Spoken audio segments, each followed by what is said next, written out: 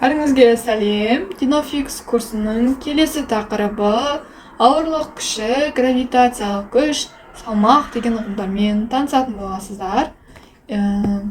Сіздер бүгінгі сабақта ауырлық күші мен гравитациялық күш, салмақтың не екенін білетін боласыздар. Салмақ пен ауырлық күшінің арасында қандай айырмашылықтар бар екенін білетін боласыздар.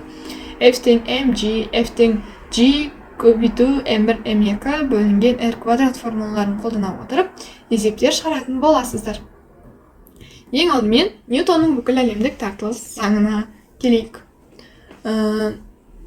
Кез келген екі нүктелік масса арасындағы тартылыс күші олардың массаларының көбейтіндісіне тура пропорционал, ал олардың арақашықтығының квадратына кері пропорционал болады. Яғни мына жердегі f тең үлкен g m1 m2 бөлінген d квадрат.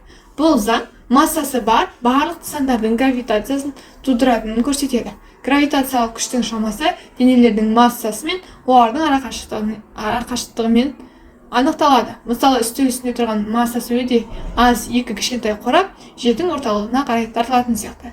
Бір-біріне де гравитация арқылы тартылады. Алайда олардың арасындағы күш өте аз болады. Мысалы, сіз кез келген екі дүние зат арқылы екі массасы бар дененің бір-бірімен тартылғанын көрмеуіңіз мүмкін. Өйткені гравитациялық күш өте аз мәнді болады. Ол үлкен массасы үлкен денелерде жақсырақ, айқынырақ көрінеді. Мысалы, жер мен айдың тартылысы сияқты. Олардың массалары үлкен, сол себепті олардың тартылу күші де үлкен болады. Енді кез келген затты биіктіктен тастап жіберген кезде ол төмен қарай құлайды. Бұл еркін жіберілген денені төмен тартатын қандай да бір күштің бар екенін көрсетеді. Ғалымдар бұл күшті гравитациялық күш деп атайды. Гравитациялық күш массасы бар кез келген екі дененің арасындағы күш болып табылады. Гравитациялық күштің көзі массасы бар кез келген дененің кез келген нысан бола алады. Массасы аз денелер арасында бұл күш нөлге жоқ, яғни өте кішкентай болуы мүмкін. Мысалы, адамның денесі мен алма арасындағы тартылыс күші 1/10-ның 7 дәрежесін құрауы мүмкін. Осы себепті біз оны сезбейміз. Алайда планеталар мен жұлдыздар сияқты үлкен нысандар арасында гравитация әсері өте анық байқалады. Сондықтан жер өз бетіндегі әрбір нысанды өзіне тартады. 1 килограмм массаға әсер ететін тартылыс күші жердегі шамамен 10 ньютонды, айда 1/7 ньютонды құрайды, ал күнде 280 ньютонды құрайтын болады. Ары қарай ауырлық күшіне тоқталайық. Ауырлық күші дегеніміз не? Жердің өзіне тарту күші. Ауырлық күшіне тоқталайық. Ауырлық күшін қалай табамыз? Ауырлық күшін таппас бұрын біз алдыңғы беттегі гравитациялық күштің формуласын жасайық. F тең G көбейту M1 көбейту M2 бөлінген осы екі массаның арасындағы қашықтыққа тең. Яғни екі массаның арасындағы қашықтық белгілі бір r-дің квадраты болсын. Яғни екі дене беріледі, екі дененің арасындағы қашықтық және олардың массаларына байланысты өзгереді. Енді ауырлық күші дененің жерге тарту күші. Демек, бірінші денеміз кез келген жер бетіндегі зат болуы мүмкін. Екінші денеміз ол жердің өзі болады. Жер бізді қандай күшпен тартады деген сияқты. Екінші массаның орнына біз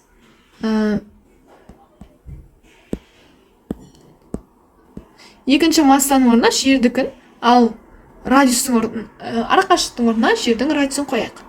Жердің массасы қанша? Жердің массасы 597 көбейтілген 10-ның 24 дәрежесіне тең, ал жердің радиусы 637 көбейтілген 10-ның 6 дәрежесіне тең. Осы мәндердің бәрін, яғни осы тұрақтылардың бәрін орнына әкеліп қоятын болсаңыз, сізде жуық шама, яғни G деген, еркін түсу үнеуі деген шама шығады, яғни олыңыз Gm бөлінген r квадрат. Жуық шамада 9,8 метр секунд квадрат немесе h бөлінген килограмм деген мәндерді береді. Демек, сіз бұдан F тең mg деген, яғни ауырлық күшінің формуласын алатын боласыз. Енді келесі масса мен салмаққа келейік. Адамдар жиі масса мен салмақты шатастырады. Есте сақтаңыз, салмақ массаға әсер ететін күш. Ал ол ньютонмен өлшенеді. Ал масса килограмммен өлшенеді. Масса заттың массасы, оның құрамындағы зат мөлшерін, яғни қанша заттан тұратынын көрсетеді. Зат неғұрлым көп болса, оның массасы соғұрлым үлкен болады. Мысалы, пілдің тышқанға қарағанда көбірек заттан тұрады, сондықтан оның массасы үлкен. Массаны килограмммен өлшейді. 100 килограмм заттың массасы 5 килограмм заттан үлкен. Заттың массасы қай жерде болса да өзгермейді. Мысалы, жерде 5 килограмм зат, айда да 5 килограмм болады. Мына суретке қарасаңыз, ғарыш, яғни жердің үстінде тұрған 120 килограмм адам, айдың үстінде де сол 120 килограммды көрсетеді. Бірақ оның салмағы, жердегі еркін түсу үдеуі жоқ шамада 10 болған үшін 120 көбейтілгеннен 10.200 болады, ал айда 200 ньютонды көрсететін болады. Кетті. Біз гравитациялық күшті келесідей есептейміз. Гравитациялық күш масса мен дененің көбейтіндісіне тең. Мұндағы, яғни ауырлық күші, мына жердегі ауырлық күші тең гравитациялық өрістің кернеулігі, яғни еркін түсу үдеуі. Жердің гравитациялық өріс кернеулігі 9/8-ге тең. Есептеулерді ыңғайлау үшін біз бұны 10 ньютон бөлінген килограмм немесе метр секунд квадрат деп ала аламыз. Бұл массаның әрбір килограммға 10 ньютон күш әсер ететінін білдіреді. Гравитациялық өрістің кернеулігі барлық жерде әртүрлі. Әр жерде әртүрлі болады. Айда 1/62 ньютон бөлінген килограммды көрсетеді. Ал басқа жерлерде басқа мәндерді көрсетеді. Ал егер дене айналасында планета немесе жұлдыз жоқ терең қашықтықта орналасқан болса, онда G-дің мәнін нөлге тең деп ескере бересіздер. Енді салмақ дегеніміз не? Салмақ дегеніміз, яғни дененің салмағы, бұл дененің жерге тартылу салдарынан көлденең тірекке немесе тік аспанға тартатын күші. Шам көлденең тірекке, мысалы, бірінші шамыңыз аспанға тартылып күш түсіріп тұр, екінші шамыңыз астында тұрған көлденең тірекке күш түсіріп тұр. Салмақ пен гравитациялық күш бірдей физикалық шамалар емес. Ауырлық күші жер нысанды өзіне тартатын кезде пайда болады. Ол әрқашан дененің өзіне әсер етеді. Ал дененің салмағы әрқашан бетке немесе тірекке, төбеге әсер етеді. Егер сіздің затыңыз ешқандай тірекке тірелмейтін, яғни тірелмеген болса, онда сіз салмақсыз күйде боласыз. Осы салмаққа қатысты кейбір ұғымдарды көрсетейік. Салмақты біз пармен белгілейміз. Яғни, мысалға кез келген адам жерге белгілі бір салмақпен әсер етеді.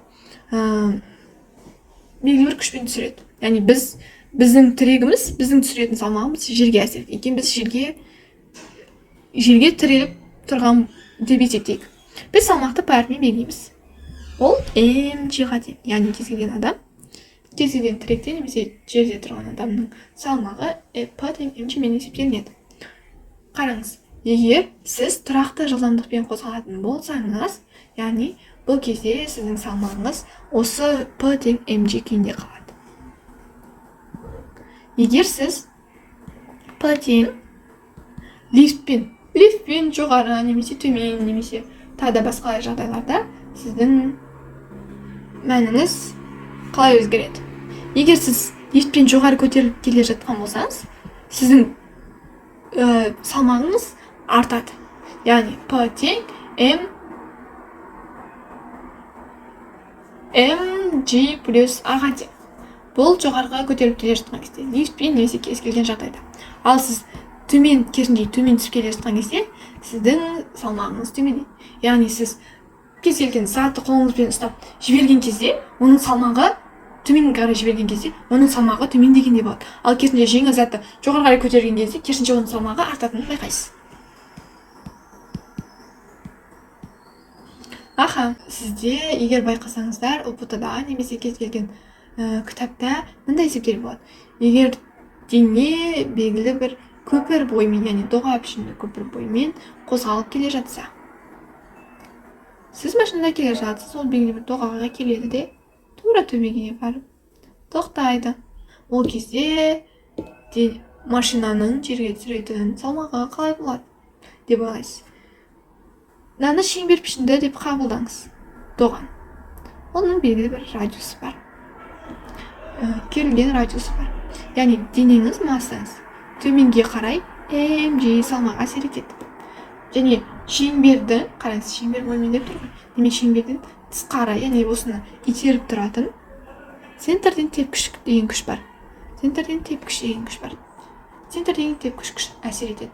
Ал біздің салмағымыз, P-мыз осы mg азайтылған f центрден тепкіш күшке тең болады.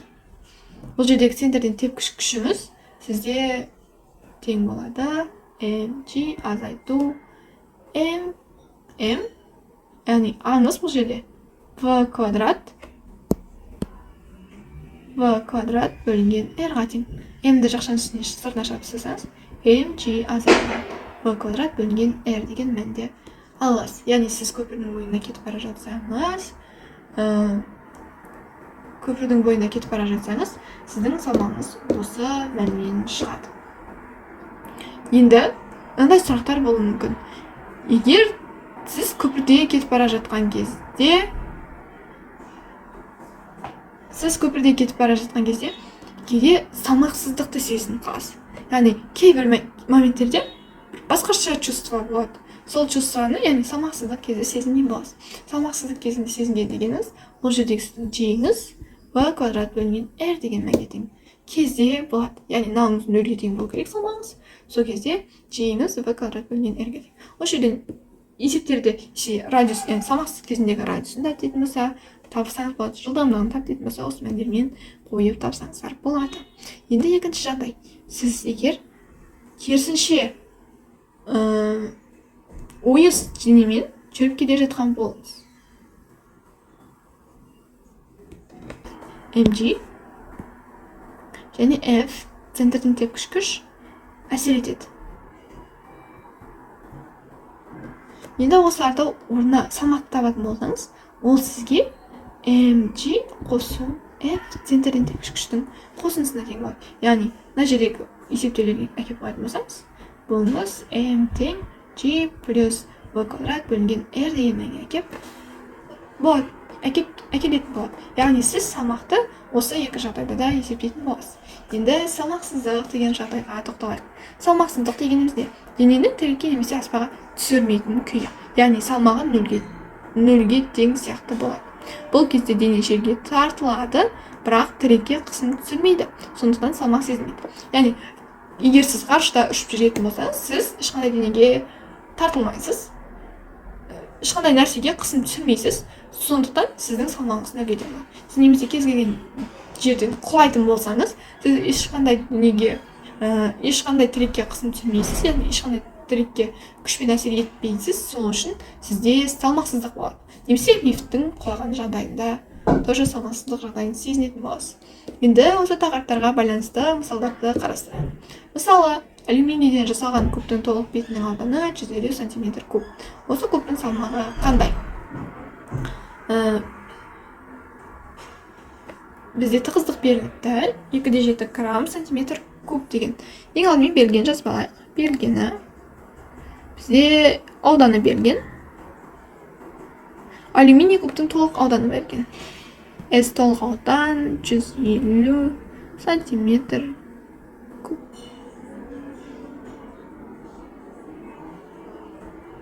Может, көлем? Квадрат қана. Содан кейін ол белгілі бір тығыздықпен әсер етеді. 2,7 грамм сантиметр куб. Енді осы ненің салмағын табуымыз керек. Салмақтың формуласы mg-ға тең. Ал массаңыз неге тең? Массаңыз сізде тығыздық көбейтілген көлем көбейтілген g-ға тең болады. Мына жерде көлемді табуымыз керек. Сізде толық бетінің ауданы берілген. Толық бет, яғни кубтың толық бетінің ауданының формуласы қандай? Яғни 1,6 беттің несіне тең? Қосындысына тең. Яғни бір беттің көбейтіндісі а квадрат болатын болса, 6 беттің көбейтіндісі 6а квадрат болады. Оныңыз 150-ге тең екен. Сонда бір бетіңіздің ауданы қаншаға тең?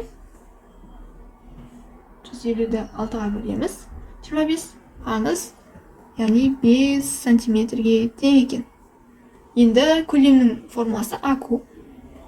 Яғни ро көбейтілген а куб көбейтілген g-ға тең. Енді орындарына қойық. Тығыздық қараңыз. 2,7 грамм сантиметр куб деген 2700 килограмм метр куб. Яғни грамм оның минус 3 дәрежесі, санти оның минус 2 дәрежемен минус 6 болады. Минус 6 төменнен жоғары қарай келген кезде 2700 деген мәнді береді. 2700 көбейтемін. 5 сантиметріңіздің кубы 125 болады. 125 санти оның минус 2 дәрежемен минус 6 болады. Яғни 125 көбейтілген оның минус 6 дәрежесі. Ал жиыңыз 10-ға тең. Ал есептейік, 2700 дәрежелерді қысқайтайық. Мына жерде мынау минус 3 қалады дәрежеде. Сонда 125-ті 27-ге көбейтеміз. Сонда 3,375 ньютон күш түсіреді екен. Келесі есепке тоқталайық. Массасы 2,5 килограмм дене өзара тартылады. Егер біреуінің массасы 500 килограммға артса, онда сол қашықтықтағы олардың тартылыс күші қалай болады? Қараңыз, бізде екі масса бар. Біреуі 2,5 килограмм, екіншісі 2,5 килограмм, бірақ ол 500-ге артса деп жазған. Демек, ол басын 3000 килограммға жеткен. Екіншісі. Сол қашықтық өзгермесе, тартылыс күші қалай өзгереді деген.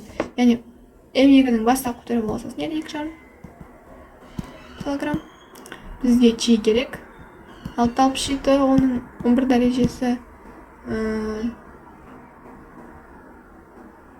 метр квадрат, килограмм квадрат, ньютон.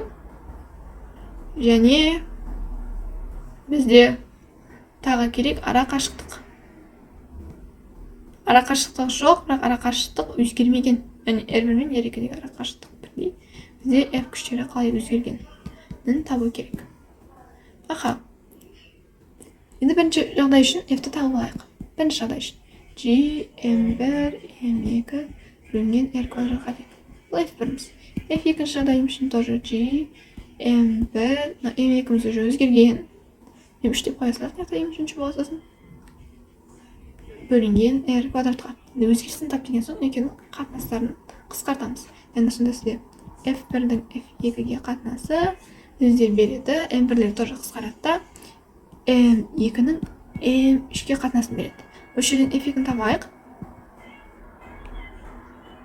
F2-ңіз M2-ні қойсақ. F1 M3 бөлінген M2-ге тең. M3-ңіз сізде 3000-ға тең. 3000 бөлінген 2,5 көбейтемін F1. Яғни қысқартатын болсақ, 30-ды 25-ке бөлсеңіз не шығады? 1,2 шығады екен. Демек, бастапқы тартылыс күшінен 1,2 есе артық әсер етеді екен. Енді мынандай бір қызық есеп бар. Бал толтырылған шелектің салмағы 150 ньютон, ал сыйымдылығы 10 литр болса, балдың тығыздығы неге тең? Шелектің салмағы 1 килограмм. Берілген жазып алайық. Кез келген есептің берілгенін жазудан бастайық. Берілгені салмағы тең 150 ньютон. Және сыйымдылығы, яғни көлемі 10 литр. Балдың тығыздығы неге тең? Шелектің массасы бар. Шелектікі 1 килограмм тығыздық балдық керек. Аха. Сіздегі 10 литр, 10 көбейтілген 10 3 дәрежесі метр кубты береді. Аха. Енді сізде шелек бар. Бұл шелектің несі бар? Сыртқы салмағы бар екен. Ол төменге mg күшпен әсер етеді. Яғни салмағы mg-мен әсер етеді. Демек, ең бірінші бізге осы қандай массамен әсер ететіні керек. Массасы керек. Яғни масса дегеніміз P-ның G-ға қатынасы. P-мыз 150-ге тең, ал G-міз 10-ға тең. Екеуін қатынас қалсақ, 15 килограмм зат шығады. Яғни бұл сіздің 15 килограммыңыз ішіндегі бал мен шелектің қосындысына тең. Ал балдың массасы, бал мен шелектің массасы 15 килограмм болса, балдың массасы 14 килограммды береді. Демек, массасы бар, енді бізге тығыздық табу. Тығыздық массаның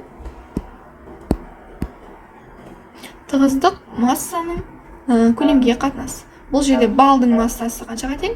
14 килограммға тең, ал көлемі 10 көбейтілген 10-3 дәрежесіне тең. Қысқартатын 10 көбейтілген 10 минус 3 дәрежесі 10 минус 2 дәрежесін береді. Ол жоғарыға көтерілсе 1400 килограмм метр куб деген мәндегі тығыздықты береді екен. Келесі тағы бір есебімізге тоқталайық. Үдеуі 3А тең 3G тік жоғары көтерілген зымыранның массасы 10 килограмм. Осы дененің салмағын табу керек. Қараңыз, тік жоғары көтерілген зымыранның массасы тік жоғары деп айтып тұр. Берілген жазып алсақ, аңыз 3G-ға тең, массаңыз 10 килограммға тең. Сізге салмақты табу керек. Қараңыз, тік жоғары көтерілген кезде массалары олардың несіне қосылады еді, яғни G-міз А-ға қосылады еді. Орнына кеп қояйық, масса G-міз А-мыз 3G-ға тең. Демек 4 тең 4G-М-ге тең болады. Енді 4 көбейту 10 көбейту массаңыз қаншаға тең? 10 килограммға тең. Сонда 4-ті 10-ға және 10 тағы 10-ға көбейтетін болсаңыз, сізде 400 ньютон салмақты береді екен. Соңғы есебімізді тағы бір талай салайық. Адамның тыныштықтағы салмағы 900 ньютон. 4,5 метр секунд жылдамдықпен бір қалыпты төмен қарай қозғалып келе жатқан экскаватор сатысының серпелі таразда тұрған салмағы қандай? Қараңыз, мына жерде текстке қарайтын болсаңыз, бір қалып.